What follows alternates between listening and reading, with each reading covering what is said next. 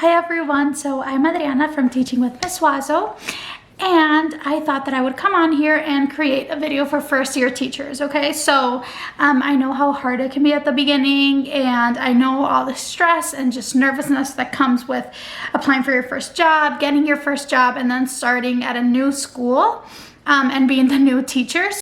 Before we get started, somebody wanted to hop on and say hi. Can you say hi? Hi. She's my niece and I love her. Check out my other video. I posted another video of all the activities we've been doing. Okay, my friends, so let's get to it. I'm going to be sharing 10 tips with you, and I might be looking over here because I have them all written down and I want to make sure that I don't forget anything. So here are 10 tips. Okay, my friends, so let's get to it. My tip number 1 is to build relationships with everybody at your school. I know going into a new school and being the new teacher can be intimidating, but these people are basically going to become your family. So it's really important that you go in, put yourself out there, talk to people, ask them questions, tell them about yourself, and just build relationships, because at the end of the day, you're going to spend so much time with them, and they will definitely be a resource for you to go to if you're ever struggling, or maybe if you just need somebody to talk to. So make sure you are building relationship with everybody at your school. Okay, tip number 2 is to ask for help if you need it. I know that sometimes this is hard to do because we don't want to seem like we don't know what we're doing. We don't want to seem like we, need help. But honestly, at the end of the day, this is your first year. You aren't expected to be perfect. Like, nobody is perfect. Even teachers who have been at it for 30, 40, 50 years still have room for improvement. That's what I always like to remember. So asking questions and asking for help isn't bad at all. So just put yourself out there, go do it. If you ever have a question, ask your coworkers, ask teachers on Instagram, just find that person who you're comfortable with and ask them all the questions, because I am more than sure that they will be willing to help you. Tip number 3 is to follow all the teachers on Instagram. Whether you have a teachergram or not, just following teachers is a great resource because they have so many amazing ideas. I have learned so much from all the educators that I follow, and my first year of teaching, I really wasn't posting as often. I mostly followed teachers, and got so many great ideas just because it was my first year.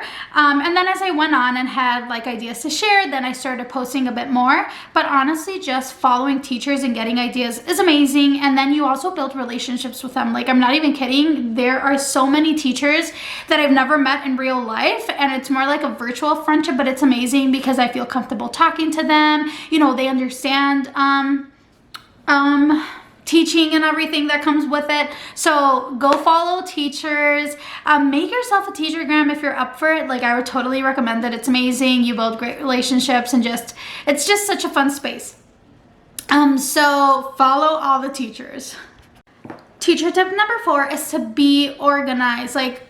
Honestly, I cannot say this enough. Go out there, get yourself a beautiful planner, whether it's a digital or a paper planner. You do you, but make sure you are staying organized, because there's so much that goes into teaching that people don't even know. You don't even really think of it. You're not taught this in college, but it's just everything, like days off, field trips, fire drills, staff meetings, IEP meetings, grade report card days, standardized testing. There's just so much. So honestly, staying organized and having a space to write all this down is going to be so helpful for you. So I definitely recommend doing that.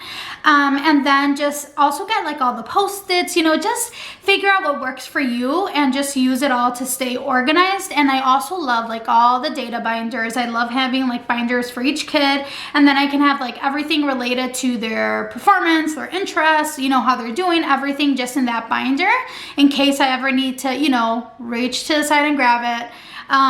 It's right there for me to use. So remember to stay organized. Okay, teacher tip number 5 is to get to know your students' parents, because obviously you're going to be working with them for a whole year. And if you're a specialist or, a SPED teacher, or if you move grade levels, you might work with them more than once, or if you have one of their siblings, So just make sure that you reach out to the parents, make yourself available. I'm not saying that you need to contact them every single day, but make sure that they feel included, because after all, you want to make sure that you are working together to provide the best education for their child. Number 6 is get to know your students. Oh my goodness, students are amazing. Honestly, they are the reason we are doing this. And they are the people who make teaching so fun. But obviously, every group of kids that we work with is going to be different. Every student is unique. They come from different backgrounds, different religions, different ethnicities, different countries, you know? Like every day, every year, our classrooms get more and more diverse, and I just think that it is absolutely amazing. But we really need to put in the work to get to know our students. We need to make sure that we get to know what they're into, what they, you know, what they like, what they dislike, information about where they grew up. You know, we want them to know that we care about them and that we want to learn about them, and then make sure that once we get all this information, we are planning our lessons in order to best meet the needs of all our kids. Something else is that make sure that your classroom library is inclusive of every single child in your classroom, because it is so important that kids can see themselves in the books they're reading. So that's super important. Get to know what their interests are, and then use that to like tweak and change your lessons up, and then you're going to see such a difference in how engaged your kiddos are once you include like those little things that they like and enjoy. So tip number 6 is get to know your students. Tip number 7 is your classroom does not have to be picture perfect. I'm going to say that again. Your classroom does not have to be picture perfect. And I really struggled with this my first year, because obviously, like I said, like I created my teachergram like that summer that I graduated. So I hadn't even like been into my first classroom, and I was already seeing like all these amazing classrooms, and I'm like, okay, I want this, I want that. Okay, this is what I want in my classroom. But obviously the day came, and like, first of all, it's not like starting out as a teacher, you have $10,000 to go out to Target and spend, you know? Second of all, like you really don't even know your students until they walk into your classroom. And third, like it's just so stressful. You have so many other things going on that like maybe like creating a picture perfect classroom isn't as important as making sure that your lessons are planned in the best way. And I'm not saying that, you know, just don't care about your classroom, it can look horrible, that's fine. No, like that's not what I'm saying. Well, no classroom is horrible, but I'm just saying that like give yourself some time to really figure out what you like and what you don't like, and then also take into account what students, you know, are sitting in front of you, because ultimately our classroom needs to be an environment for them to feel safe, for them to feel like they can learn, for them to feel that, you know, they find themselves, they see themselves in your classroom. So maybe I would take like the first 1 or 2 weeks to kind of like also go into other teachers' classrooms and then really figure out what you think will be the best way to decorate and fix up your classroom, and then go ahead and do it. But remember, it doesn't have to be picture perfect. Be kind with yourselves and just do your best. Okay, tip number 8 is to make your lessons engaging, because this is going to make such a difference for your students. If the lessons are boring, they are just not going to be engaged. And sometimes we need to learn this the hard way. Like, not all my lessons have been perfect, but what's really important is that after a lesson, we really think about how the lesson went, what worked and what didn't work, and then think about what changes we can make to make the lesson better. And don't worry, we all have those lessons that we're like, oh my gosh, this is going to be amazing, and then we do it and it's like, that was definitely not what I envisioned, but that's totally fine. Like, you always have the next day to do better. But something that you could do is definitely, like, once you collect data on your students, like I normally send out a student questionnaire at the beginning of the year, both to students to fill out and then for their parents as well. And then when I know like what my students like and dislike, then I can definitely use that to plan my lessons and make them more engaging. And nowadays, like, there are so many things out there that you can use, you know, like whether it's a video break or whether it's like a talking ball, you know, that you pass around and give each student a turn to participate. Like, there's so many easy and cheap ways to make lessons engaging that you just have to do the research, you know, and believe me, you're going to find so many things that you hadn't even thought of and that are absolutely amazing. So remember to make your lessons engaging. Okay, tip number 9 is to take your sick days. If you need to, of course. If you don't need to, that's totally fine. But listen, your sick days aren't for you just to take, like, if you have a fever or if you're throwing up. Like, mental health matters. And that's a valid reason to take a sick day. And I really struggled with this at the beginning. Like, I was so scared to take a sick day.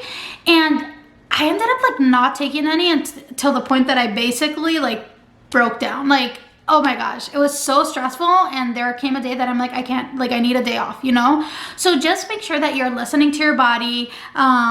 You know, if you need a day off, take that day off. Make sure you leave great sub plans. And I'm going to be linking a free template for sub plans for you to download.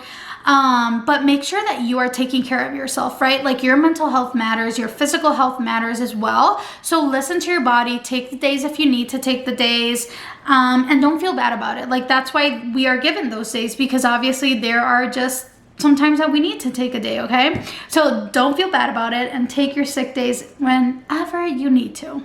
And personal days, those are the best. And number 10 is to have fun. I just want everybody to have so much fun teaching. I know, especially like this upcoming year, like, it's just kind of up in the air. So, like, I mean, at least I don't know, like, if I'm going back to in-person teaching, or if we're going to continue online teaching. And so, like, I can totally, like, understand those of you who, like, maybe next year is going to be your first year, and I can only imagine how tough that's going to be. But you got this. Please try to have fun either way.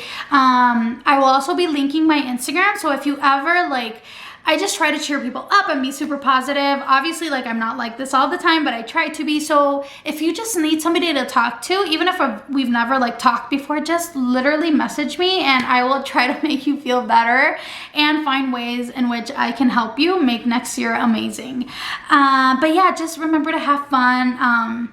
If you are going to be doing, like, if you are actually going to be going to school, like, have so much fun decorating your classroom and show me all the pictures. If you are going to be doing online teaching, just create a beautiful and fun space for yourself at home and have fun teaching as well. Like, it can still be done. Like, I struggled with the adjustment this year, but honestly, at the end, I ended up having fun because I told myself, you know what, this is how it's going to be for the rest of the year.